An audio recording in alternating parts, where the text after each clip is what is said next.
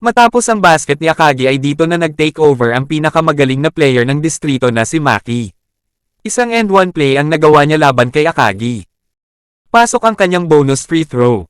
Balik sa kalamangan ang kainan. Nag-drive na naman siya para subukan muling umiscore. Pero sa pagkakataong ito ay pinagtulungan na siya ni Akagi at Sakuragi. Ngunit nagawa pa rin niyang maka-score at nakakuha pa siya ng foul mula kay Sakuragi. Isang end one na naman para kay Maki.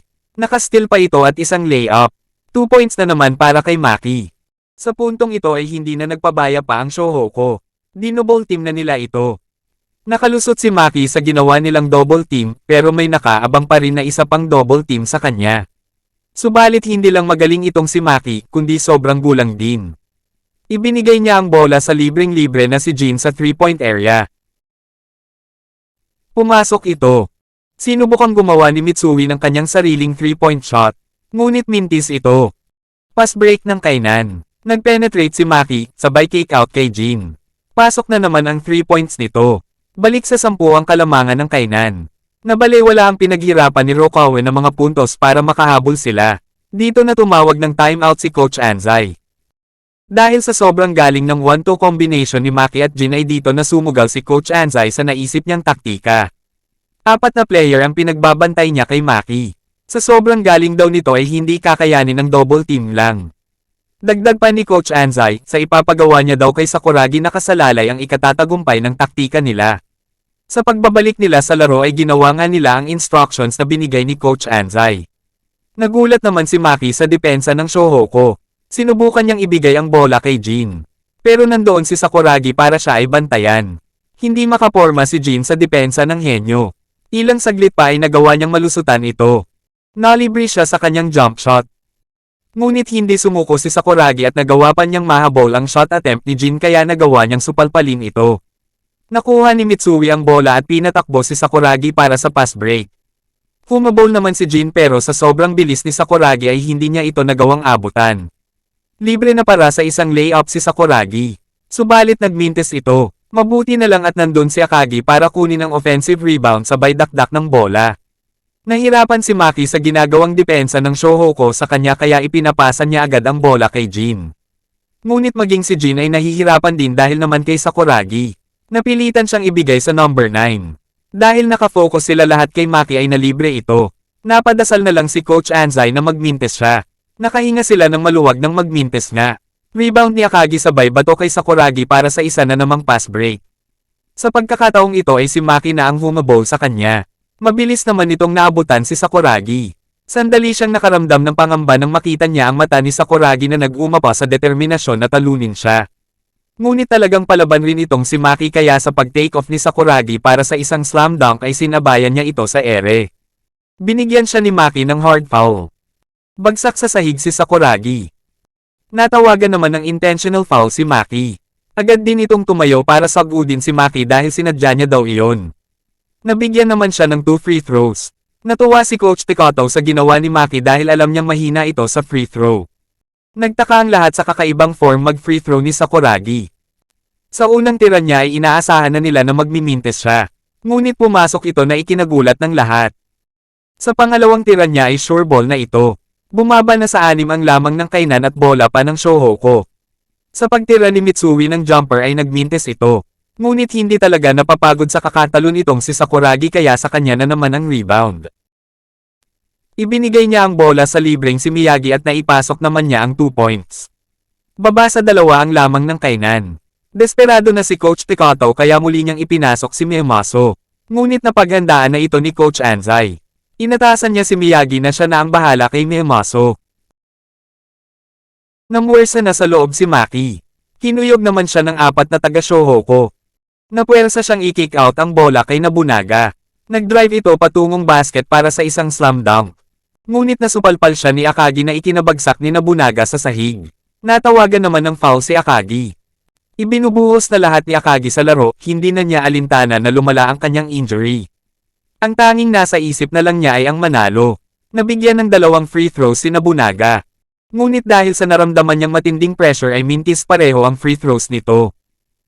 Nakuha ni Sakuragi ang rebound, subalit naagaw ang pasa niya na dapat sana ay para kay Mitsui. Tumira si Miyamoto ng 3 points na hinabol naman ni Miyagi ngunit fake lang pala ito at ibinigay kay Maki sa loob. Nagawa nitong maka-score dahil mag-isa lang si Rokawa na nagbabantay sa kanya. Nakagawa naman si Mitsui ng 3-pointer mula sa pasa ni Rokawa. Naging mainit ang palitan ng puntos ng magkabilang koponan. Kada puntos ng kainan ay nasa sagot din naman ng Shohoku. Ngunit hindi nila magawang makalamang. 2 minuto na lang ang natitira sa laro. Pagod na ang parehong team. Muling naka-score si Maki kaya naman 6 na ulit ang lamang ng kainan. 1 minuto at kalahati na lang sa laro. Kitang-kita ang sobrang pagod ng Shohoku, lalo na kay Rokawa na habol na ang hininga. Tumira ng 3 points si Mitsui, ngunit nagmintes ito. Dahil papaubos na ang oras ay abot kamay na ni Coach Tekato ang panalo. Ngunit hindi pa rin sumusuko si Akagi at pinilit kuhanin ang offensive rebound. Natapot niya ang bola papalabas at hindi na niya nagawang mahabol. Ngunit hindi sumuko si Sakuragi at pinilit pa rin tong habulin. Halos sumayad na sa sahig ang bola pero nagawa pa rin niya itong may save. Bagsak siya sa bench ng kainan. Napunta naman kay Rokawa ang bola. Sinabi ni Sakuragi na pinaghirapan niya daw yon at sana ay swertehin siya. Sagot naman ni Rokawa na hindi siya umaasa sa swerte lang. At kasunod nun ay isang dumadagandong niyang dakdak. Ibinuhos na niya ang huling lakas niya sa slam dunk na yon kaya naman halos hindi na ito makatayo dahil sa sobrang pagod. Galit na galit siya sa sarili niya dahil hanggang doon na lang ang kinaya niya. Sa posesyon ng kainan ay napakagat ni Maki si Akagi sa kanyang fake. Ngunit nagawa pa rin ni Akagi na blangkahin ang kanyang tira. Nagmintes ito at nakuha pa rin ni Akagi ang rebound. Kitang-kita ni Usmi kung paano lumaban si Akagi kahit may iniinda itong injury kaya naman sinigawan nito si Akagi na talunin niya ang kainan. Isa-isang tumayo ang mga taga-Ryunan para ipakita ang kanilang suporta. Nahirapan si Akagi sa depensa ni Maki kaya napilitan itong ibigay ang bola kay Mitsui. Subalit hindi handa si Mitsui sa pasa ni Akagi dahil na rin sa sobrang pagod. Mabuti na lang at nahabol ni Boy Labo ang bola at napatama pa niya sa paa ni Nobunaga. Bola pa rin ng Shohoku. Binutukan naman ni Sakuragi si Mitsui para gisingin. Sinabi nito na ipakita niya sa kainan kung sino talaga siya. Naging effective naman ang ginawa ni Sakuragi at tila bumalik ang sigla nito. Ibinili naman sa kanya ni Akagi na kapag nakuha daw niya ang offensive rebound ay idakdak niya na agad ang bola pero kung mahirapan daw siya ay ipasan niya ito kay Akagi dahil nasa tabi niya lang ito at siya na ang tatapos. Sa mga nalalabing segundo ay nahirapan mag-set ng kanilang offense iba ang Shohoku dahil sa ganda ng depensa ng kainan. Unti-unti nang nauubos ang oras kaya kinuha na ni Mitsui ang bola. Nag-drive ito at inihagis na lang ang bola sa basket. Si Akagi at Sakuragi na lang daw ang baalang kumuha ng rebound. Ngunit na-box out ni Takazago si Sakuragi at hindi niya ito maitulak dahil malakas din ito. Nakuha ni Takazago ang rebound. Pero hindi niya napansin na papalapit na sa kanya si Miyagi. Natapik ito mula sa kanya. Mabilis na tumalon si Sakuragi para kunin ang bola. 21 seconds na lang ang natitira. Nag-fake si Sakuragi at kumagat naman si Takazago. Nag-drive siya sa baseline para sa isang slam dunk, ngunit sinabayan siya ni Maki para pigilan siya. Hanggang sa matagumpay na naidakdak ni Sakuragi ang bola. Kasabay nun ang pagbagsak ni Maki sa sahig. Natawagan siya ng foul at counted ang basket ni Sakuragi. Nagkaroon ng panibagong lakas at pag-asa ang Shohoku dahil sa ginawa ni Sakuragi. 19 seconds na lang sa laro. Habang naghahanda sa kanyang free throw si Sakuragi ay napansin ni Nobunaga na parang may binabalak si Mitsui. Sa pagtira niya ng free throw ay nagmintes ito. Ngunit nakuha ni Akagi ang offensive rebound. Alam ni Akagi kung saan papwesto si Mitsui kaya ibinigay niya ito sa direksyon niya. Agad na tumira ng 3-pointer si Mitsui. Hinabol ito ni Nobunaga para i-challenge ang tira niya. Alam ni Mitsui sa sarili niya na maganda ang bitaw niya at eksakto ang tira niyang yun kaya kumpiyansa siya na papasok yun. Ngunit nagmintes ito. Hindi pa rin sumuko si Sakuragi at nakuha pa rin niya ang rebound. Subalit mabilis siyang na-double team kaya naman ibinigay niya agad ang bola na dapat sana ay para kay Akagi. Ngunit maling tao ang kanyang napasahan. Kasunod nun ang pagkaubos ng oras. Kainan ang nanalo sa laban. Bumuhos ang luha sa Team Shohoku. Kaya pala nagmintes ang 3-pointer ni Mitsui ay tumama ang bola sa dulo ng kuko ni Nobunaga.